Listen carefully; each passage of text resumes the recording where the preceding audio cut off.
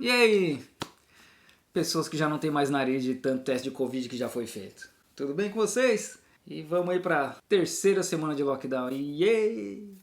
Já são 14 dias de lockdown aqui em Xangai, sem previsão de acabar, não vai acabar tão cedo. Pelo menos o plano que eles anunciaram semana passada de criar categorias e começar a liberar a cidade já está funcionando. Hoje foi a primeira vez que a gente teve uma redução considerável no número de casos. Até ontem a gente tinha aí 27, 28 mil casos por dia e subindo. Hoje foi anunciado, hoje de manhã, né, que já é sexta-feira à noite aqui, 23 mil casos, então é uma queda interessante aí. Espero que continue pelo menos a cair, né?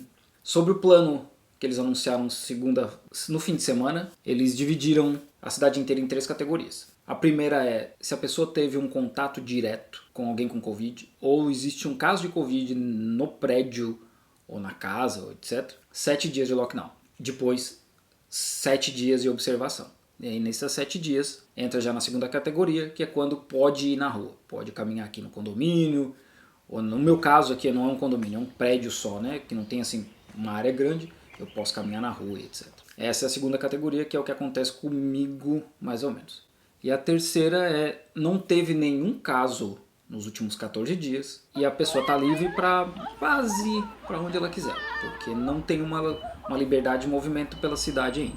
Eu hoje estou numa situação bem interessante, porque o último caso que foi identificado aqui na minha rua foi no dia 4 de abril. Acho que foi 4 de abril. Aí pelas contas deles eu devia estar livre aí pelo dia 20.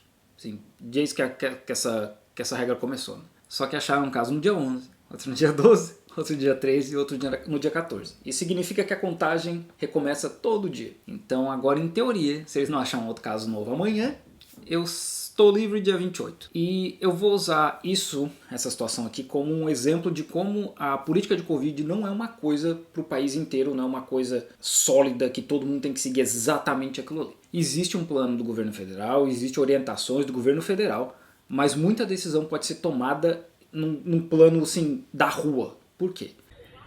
E aí, o que começou a rolar em Xangai ontem? Esse aqui é o meu prédio e a gente está semi-livre porque nunca teve caso no meu prédio, então eu posso andar nessa ruazinha aqui, que é só uma rua pequena, mas eu não posso acessar a rua principal, porque tem um caso numa casa lá na frente. E nessa casa aqui tem um caso. E por causa disso que eu não posso circular na rua principal, né? Então eu só posso andar nesse pedaço aqui. E a gente está argumentando com a administração da rua para liberar, porque o nosso prédio é isolado, essa casa está isolada, então não tem contato. Eu não tenho acesso àquela casa. E eles não têm acesso ao meu prédio. Então o meu prédio é 329/32. A casa é 329/11. O prédio 329/40 conseguiu negociar com a administração aqui da região e eles já estão livres porque eles nunca tiveram caso de Covid. E eles simplesmente explicaram, olha, a gente não tem acesso lá, eles não têm acesso aqui, e foi feita uma decisão local de liberar os caras, que é o que a gente está tentando fazer. Vamos ver se vai dar certo, né? Os chineses estão lá negociando e tal. Porque justamente a gente não tem como entrar na casa, uma casa fechada, com portão, etc. E eles não têm como acessar aqui o prédio. Isso é um exemplo da autonomia local. E por que eu estou falando isso? Para mostrar e para tentar explicar um pouco desses vídeos que a gente está vendo de agressão a animais e agressão a pessoas. Obviamente isso não está na política de Covid. Nunca teve matar animal doméstico na política. Mas pessoas com pequenos poderes e com um alto nível de ignorância estão tomando esse tipo de atitude.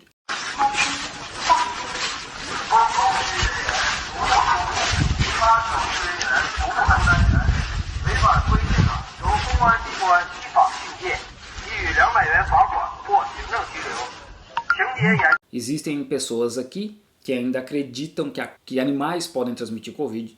Se é uma pessoa positiva, um animal doméstico positivo, vai estar ali, vai estar positivo e aquele animal pode transmitir, então eles acabam matando o animal. Ou se livram do animal para não ter o trabalho de cuidar. Ambos são horrendo, né? Não deveria acontecer. Então, extraoficialmente agora o governo já falou, não encoste um dedo em animal de estimação, porque é um absurdo, né? A cidade de Shenzhen, no sul da China, criou um centro para lidar com os animais de estimação de quem está hospitalizado, já que é porque tem que ser feito, né? Tem que gerenciar tudo da melhor forma possível. E isso vale para os casos de agressões que a gente está vendo. Óbvio, né, que essas Esses voluntários também estão passando por um estresse absurdo, é uma pressão muito grande ter que lidar com isso tudo e controlar isso tudo.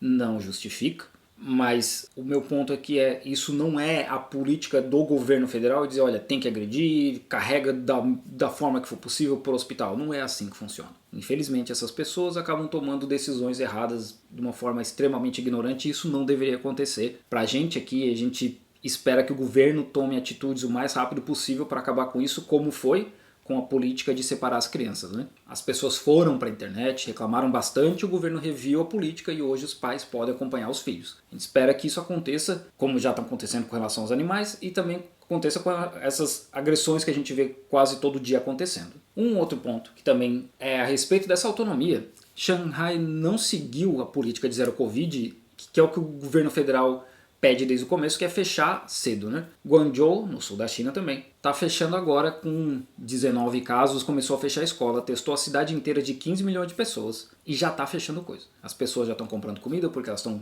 com receio de que aconteça o mesmo que aconteceu aqui em Shanghai, mas está fechando cedo. Essa é a política de Covid da China. Shanghai tentou uma estratégia diferente. Ano passado até ficou famoso que eles fecharam a Disney e testaram todo mundo dentro da Disney por, sei lá, 30, 48 horas. As pessoas que estavam no mesmo vagão de trem do metrô do cara foram testadas, todo mundo foi rastreado e etc. E Shanghai estava fazendo isso até início de março, né? Rastreando, isolando e controlando isso em pequenos focos. E para meados de março, dia 15 mais ou menos, começou a bater 1000 casos por dia. Pequim mandou um time para cá para investigar, entender o que estava acontecendo, mas Shanghai continuava no controle.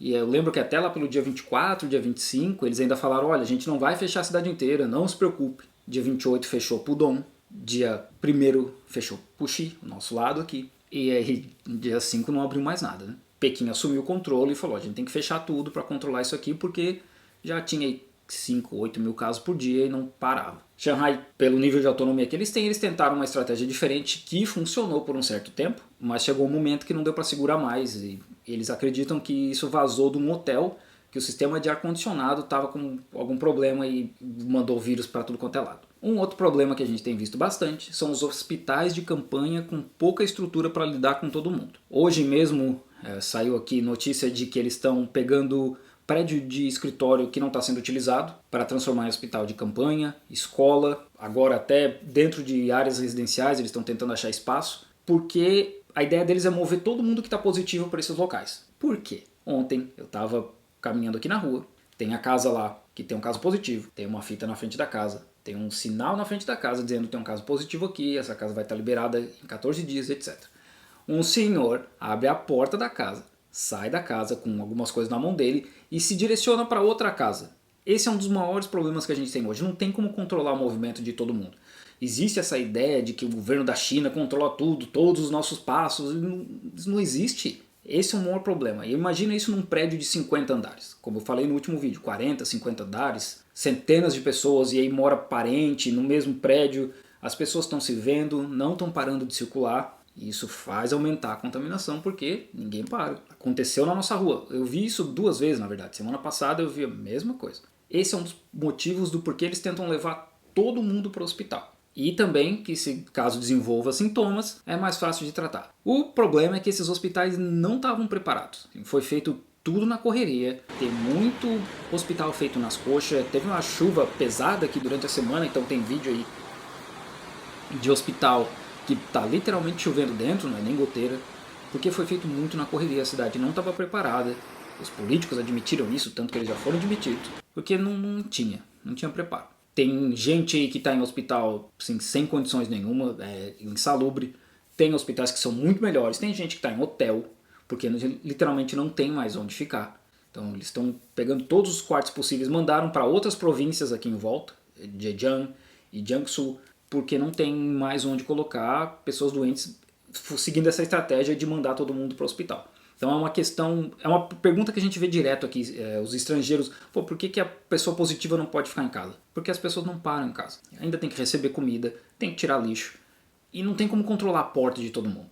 Tem como botar uma pessoa na porta para garantir que ela não vai sair de casa. Esse é o maior problema. O que a gente espera, estando aqui, é que o governo reaja e haja mais rápido para resolver esses problemas, como eu falei da questão dos animais e de todas as agressões que a gente está vendo, ou dos hospitais, de criar uma estrutura que seja salutar e saudável para poder se recuperar, ou pelo menos para ficar lá 14 dias, né? Um dos pontos positivos é que a alimentação melhorou muito, a gente tem um acesso muito mais fácil agora a conseguir comida. Depois que o governo de Pequim assumiu, isso melhorou bastante, que eles começaram a trazer muita coisa de fora, e aí as empresas também trouxeram gente de fora para trabalhar, porque um dos problemas é que estava todo mundo em quarentena, tá todo mundo em quarentena, né? O entregador, a caixa do supermercado, o repositor, o motorista do caminhão, o cara que descarrega o caminhão, tá todo mundo em casa. Então não tinha ninguém para lidar com a logística. O governo trouxe exército, tem um vídeo de exército chegando em Xangai, na verdade 2, 3 vídeos, é basicamente médico e logística vindo para cá para ajudar. E as empresas trouxeram entregadores para fazer o trabalho, gente para fazer a logística. E aí agora as coisas estão começando a ficar bem melhor, muito mais fácil conseguir comida. Já tenho comida suficiente aqui para pelo menos mais uns 10 dias tranquilo. E os grupos de compras estão funcionando, né? A gente se juntou no condomínio para comprar em atacado, que também sai mais barato para todo mundo. Claro que no fim eu tive que comprar, sei lá, 120 ovos, mas no fim eu distribuí ovos para outros vizinhos aqui que não compraram. Ou a gente troca, né? Como eu precisava de pão, e tinha gente que precisava de arroz, a gente vai trocando.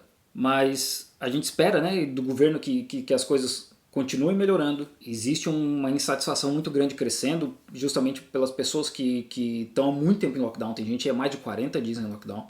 Mas a gente acredita que isso que seja pro melhor de todo mundo, pelo menos eu, né? Que todo mundo saia vivo para poder reclamar na internet amanhã.